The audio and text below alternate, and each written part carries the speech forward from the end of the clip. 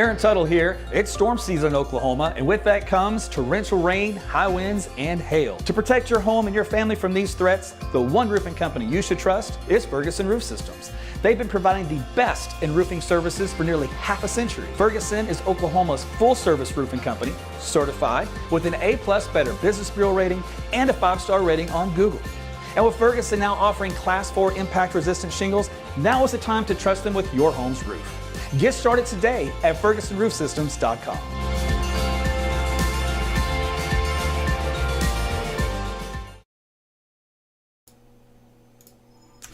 Hey everyone, Meteorologist Aaron Tuttle back with you again. It is Monday night here. It's about 9:35 or so. I'm going to give you a little quick weather update here for this week. We're starting to get into the 48-hour window of when model data become a little bit more reliable for predicting hazardous severe weather that may be harmful to your health. So we're going to talk about that. So thanks for joining me. Looks like everything's up and running here on my end, so that's good.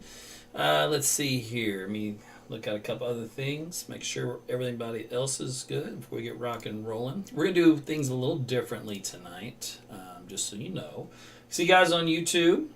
See you, Jessica and Nancy, fully alive.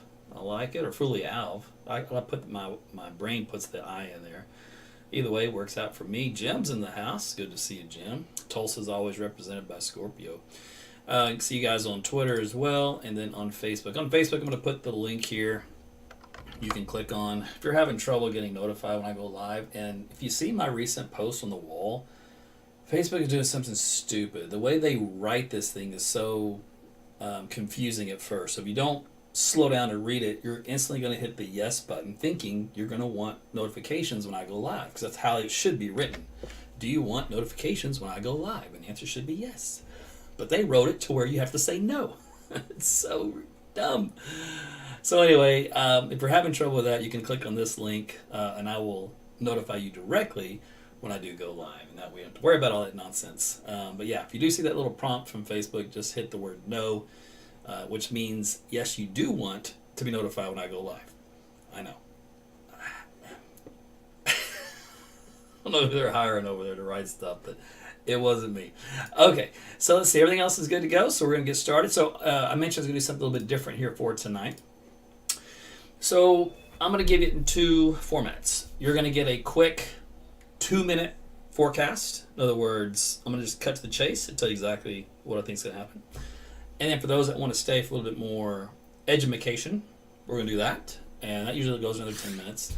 So if you got 10 minutes to kill, well, hang out with me and we'll get into the science of it. But if you're a little short on time, you're like, you know what, just cut to the chase, give me the Coles notes, well, you're going to get that too. So I'm going to try this out and see how this goes so I can try to appease both groups. Because I get it, your time's limited, but you also want to get the real deal, right? You want to know what the forecast is without all the nonsense. So that's why you're here. So that's what I think we should do. So we'll try this out and see how it goes. So feedback is always welcome.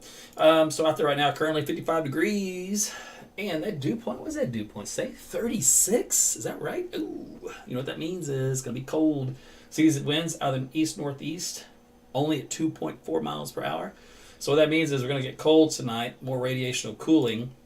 And that will allow temperatures to bottom out. So the Weather Service here in Tulsa has already put out a frost advisory across the northeastern parts of Oklahoma on into northwestern Arkansas. And of course, this will include Kansas and Missouri. They just don't cover it for their area. But if you guys are watching me from that region, it's going to be cold tonight. And you have to protect those plants again. Here's a look at the computer model data for tonight. We're into the 30s in this little green area, all the way down here in the south central Oklahoma, Pauls Valley, Paoli kind of a deal. But where it's blue, that's where temperatures are well below freezing.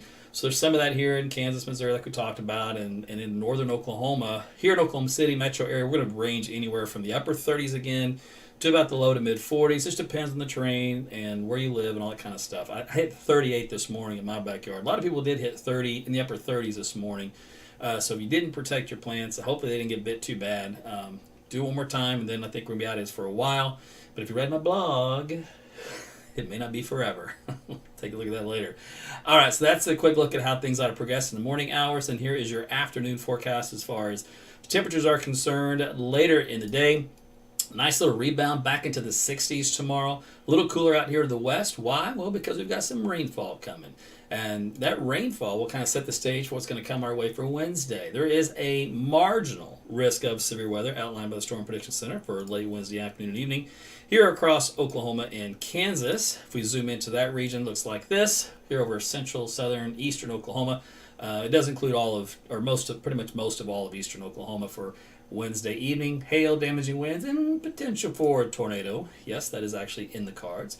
But where is it going to fall? Well, here's the forecasted animation for the radar. First things first, by tomorrow, late morning, we should see at least a few bubbling showers up here across northern Oklahoma. Those will be zipping through in the late morning hours up through lunchtime around the Tulsa region. And our secondary wave will get going out here in the Texas Panhandle. Those will move eastward into southwestern and western Oklahoma during the afternoon. And then those will continue to progress eastward during the evening. So there's 6, 7 o'clock here in central Oklahoma, so it's going to be wet. So your commute tomorrow afternoon from work, you might start to see some sprinkles or some light showers moving through. Otherwise, you might get a few rumbles of thunder, maybe a lightning strike, but these are pretty lame. There won't be anything strong, but some big storms out here in the Panhandle. All right, so now we'll zip on through. So that'll be going overnight into Tuesday night and Wednesday morning. So yay, we got some rain. So that's some good news.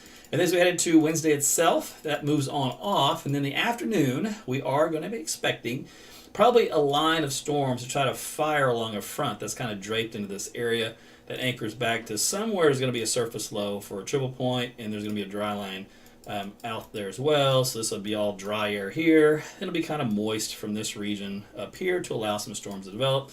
So those kind of backbuild out of southeastern Kansas into northeastern Oklahoma through the late afternoon and evening hours. Right now the models are keeping central Oklahoma dry. There is a risk that a storm could pop, and if it did, it would be quite significant. All right, so let's take a look at the rainfall totals out of this as we go through this extended period through Wednesday. And it'll show you that most of the measurable rainfall is going to be across the eastern half of Oklahoma.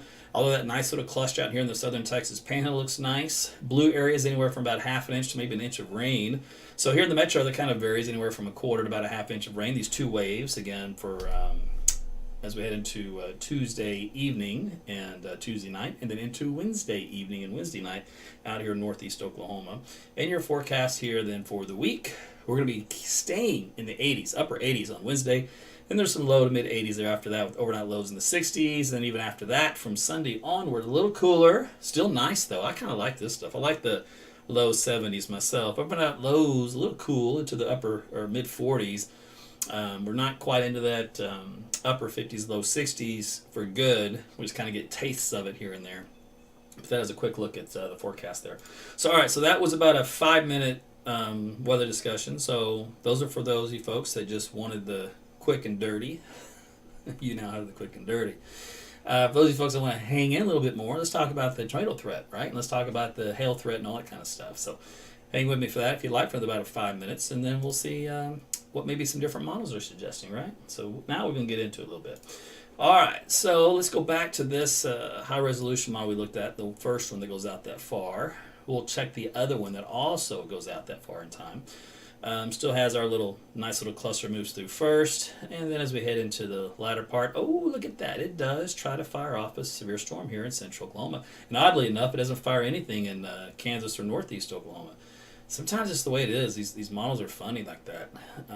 It's not completely unexpected, though. We're going to zoom into that here in a minute and show you what it looks like. The kicker for this is the jet stream pattern. Let's go here on. Oh, let's stop this right at Wednesday afternoon. Okay, so Wednesday afternoon, a little bit different. We have a west to east. It's called a zonal flow.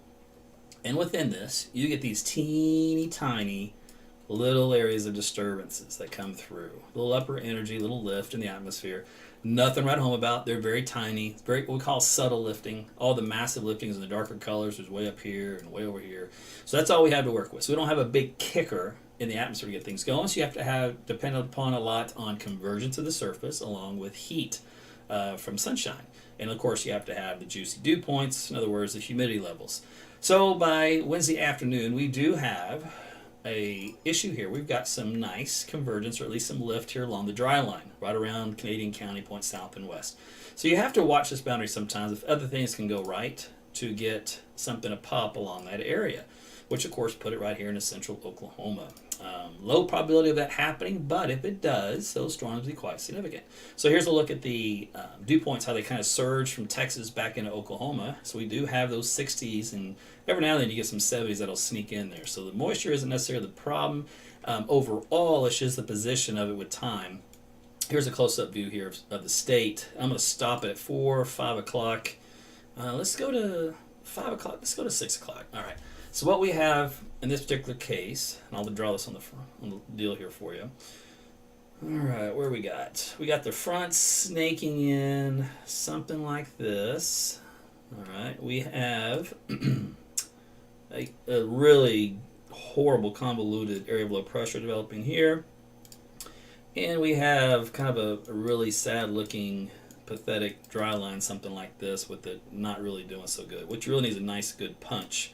Southwestern dry air, and a good convergence from the east side too. So it's messy because it's breaking down already at 6 o'clock. But what we do have though, and we can click on here if you want the sweet spot of all sweet spots, right? So in other words, the best moisture to come in to kind of converge in that area. So if you do look at that, the forecast sounding keeps it very low cap at that point. Shear's a little weak in the low to mid levels, otherwise very good directional shear. So the hazardous forecasted type is a 4 tornado, and it also has significant hail in the analogs going anywhere from baseballs to grapefruits in the past. And it does say if a tornado did happen, it could be significant, which is about an EF2.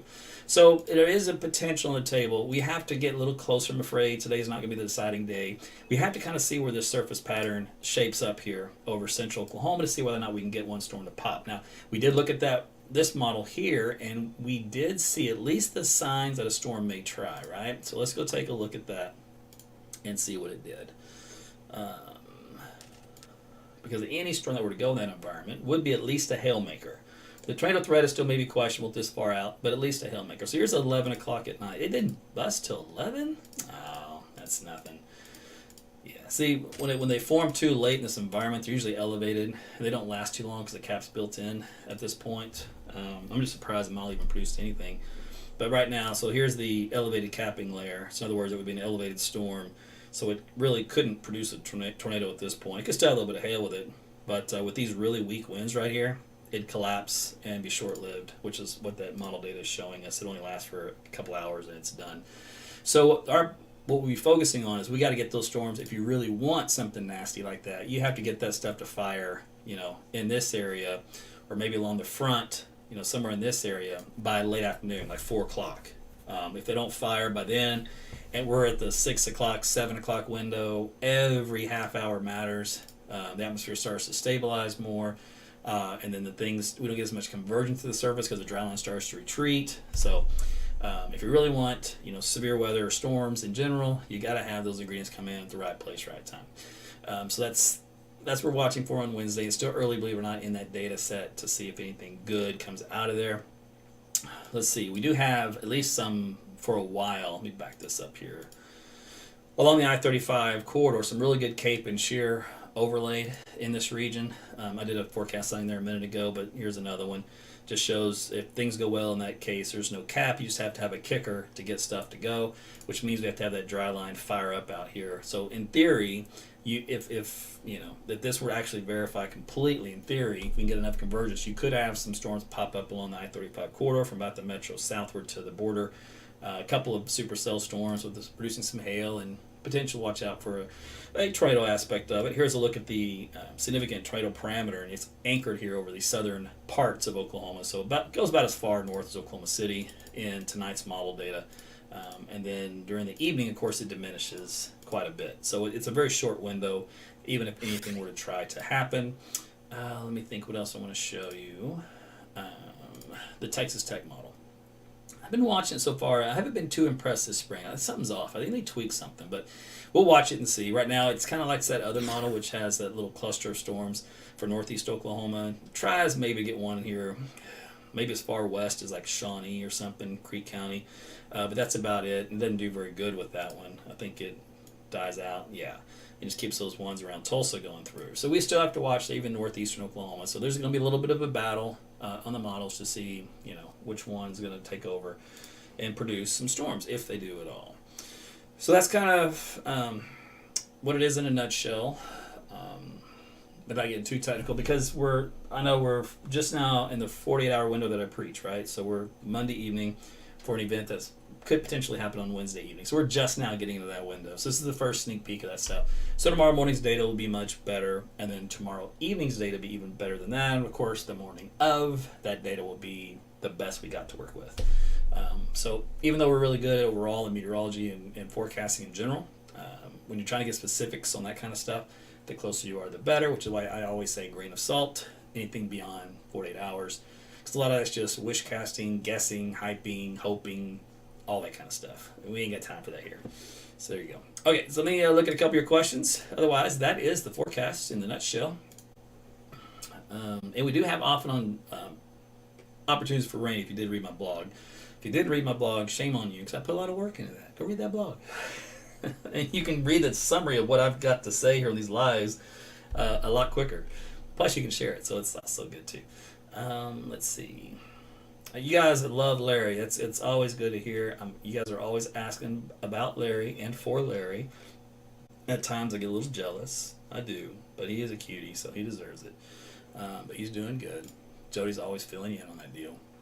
For those of you folks that have never seen Larry, you're missing out. He'll make an appearance again here soon, I'm sure.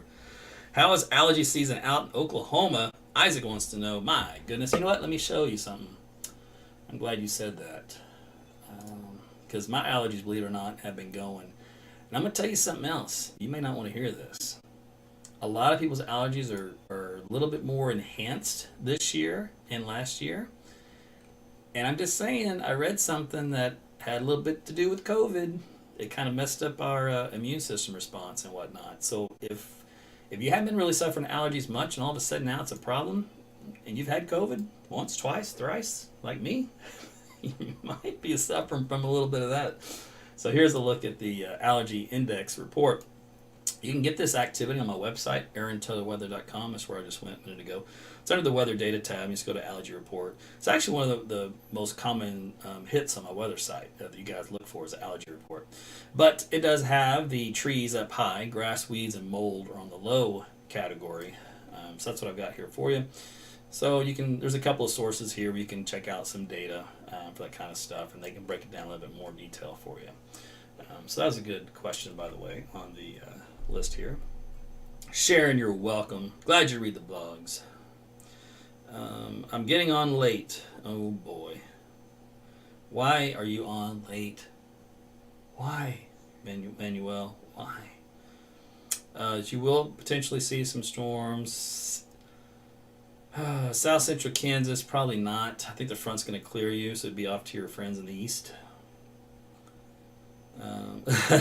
Hillary, she says she's still reeling over the last storm chase video you showed us the last week during the weather class.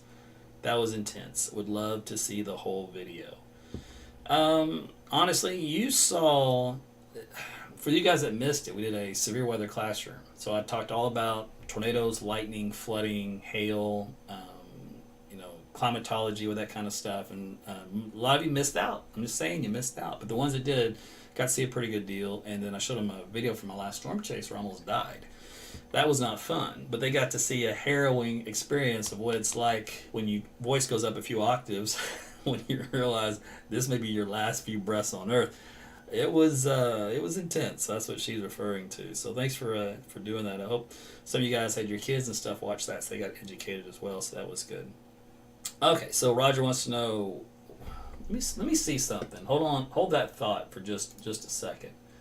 I'm gonna try something. Oh, look at that. You know what? I wondered about this. Hold on. So I have this new